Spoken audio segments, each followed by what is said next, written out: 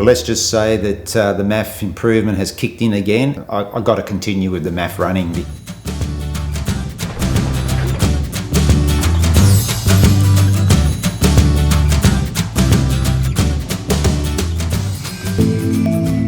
Just finished another MAF test, the 6th one. Those results in a little while, but I just wanted to start by thanking those people who reached out to me after last week's vlog and offered me some really good advice about running with the MAF.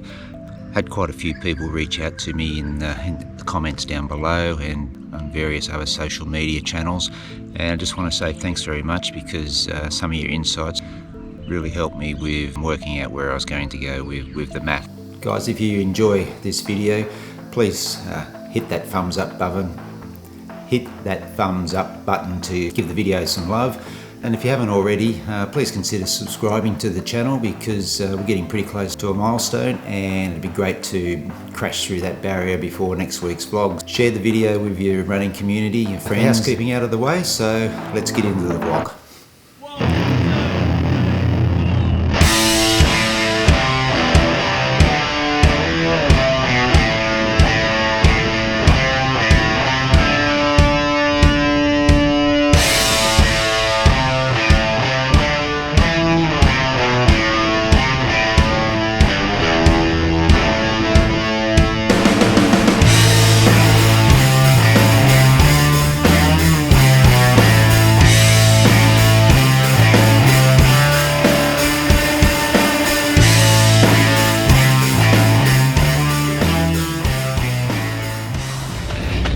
Alright, let's try that again. The past week I feel like I've got back on track with my running. Been working from home for the last few weeks, like a lot of people during this coronavirus pandemic. Just lost my mojo. And I just got into a routine of sitting in front of the computer. Just felt a bit lazy. I think that's part of the reason why I said in last week's vlog this. So going forward, I think I'm going to start mixing it up a little bit more. I'm not going to keep following with the MAF. So after that vlog, had quite a few people reach out to me, basically just saying, don't be too hasty with giving up the MAF, because I'd shown really good improvement. I was getting to levels where everyone sort of suggested I can get quicker if I hang with the MAF. So that got me thinking that maybe I was being a little bit too quick to dismiss the MAF. I went back through all my stats on Strava and realised that what everyone out there was saying was in fact right. I had started to run quicker at a lower heart rate without really realising it, because over the last couple of weeks I've just ignored the heart rate completely and just ran. So without really knowing it, the intervals and yassos and the time trial had all contributed to improving my pace while still sticking to the MAF aerobic heart rate level. I'm just coming out of the open field there because it's quite windy. I'm not sure if that wind's coming through the microphone. Can't get over how many people are about. This is usually really quiet in here. I reckon I've seen 15-20 people already. Popular spot in here too for bird watchers. A lot of bird life in here. Try not to make too much noise. At least everyone's practicing social distancing anyway, so that's the main thing.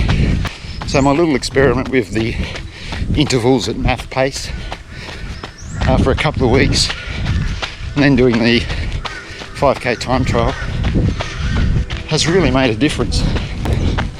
What now then? Like, the MAF's working. It just would be crazy to just walk away from it when I'm getting the results. Like, I can't remember who it was, but someone even said that at the rate I'm going, you'll run a 3-hour marathon at MAF level. I don't think I'll get there, but where to now? It was obvious that I needed to do some more research into MAF, and in particular speed sessions. So I went looking, and came across Mark Allen. Now, for anyone who knows a little bit about triathlons, Mark Allen was a very, very good Ironman triathlete in the late 80s and 90s. He won the Kona Ironman 5 or 6 times, I think, and primarily he trained to MAF levels after meeting Dr. Phil Mafferton, who invented the MAF method.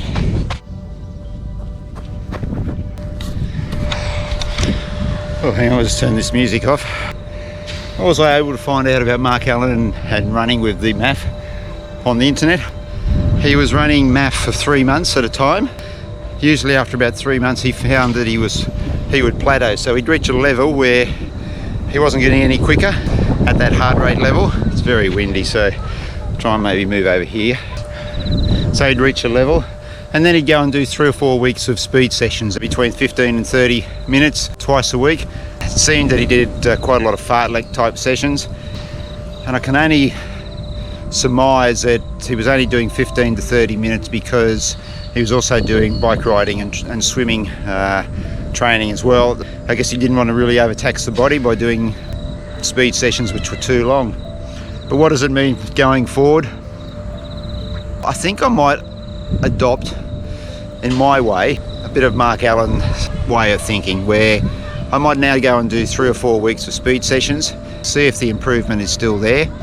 So this week I've done another MAF test. It was the first Tuesday of the month. I'll do another MAF test in 4 weeks, and we'll just compare the results to doing a month of speed sessions. The plan from here is to do a speed set Tuesdays and Saturdays, and all other days will be just running at MAF levels. But the speed sessions, following along with what Mark Allen did, they're hard, you know, you don't take any notice of the heart rate. I haven't worked out what type of speed sessions I'll do, and we'll just see how it goes. Now, so I'm back on the MAF bus, and we'll see where it ends up. Stick around now and we'll go through the MAF test that I did this week. It was my 6th MAF test that I've done since I've been using the Mafferton running method. I've done one every, well, that's very dark, isn't it? Let me see if I can get that a little bit better. I've done a MAF test every month since November. Pace has pretty much improved every month, up until last month, where I was about 2 seconds per kilometre slower on average compared to February. I'm a little bit apprehensive about how this test would go. Now, I'm not going to go into a whole range of details like I have in previous videos.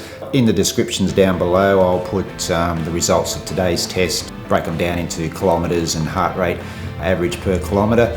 But let's just say that the MAF improvement has kicked in again, and I went from a 4:48 average for the March test to a 4:28 average for the April test. So another 20-second improvement. Heart rate was bang on that 132 average. Yeah, I'm pretty stoked, I guess you could say, with those results.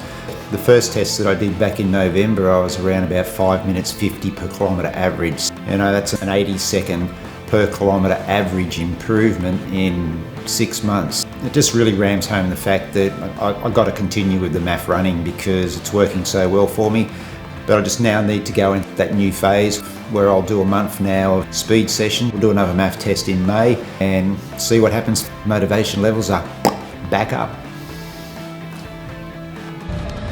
Alright guys, so I've just about finished this recovery run, so I'm going to chuff off home. It'll give me about 13k. So that's about all for this week. Take care out there, stay safe everyone, do the right thing with the social distancing, and I'll catch you in next week's vlog.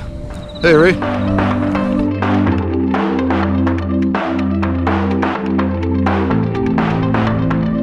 Yes, I just needed to get off my ass and get out there and do something, and